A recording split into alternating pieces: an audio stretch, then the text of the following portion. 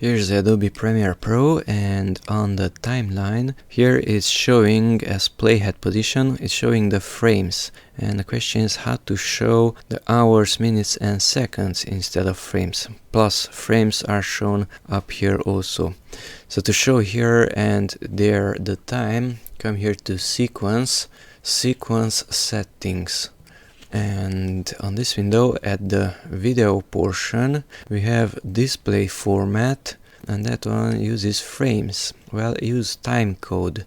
Click on timecode, and after closing this window with the OK button, up here you will not see 901,800, neither there a number, but you will see the hours, minutes and seconds, and here also hours, minutes and seconds.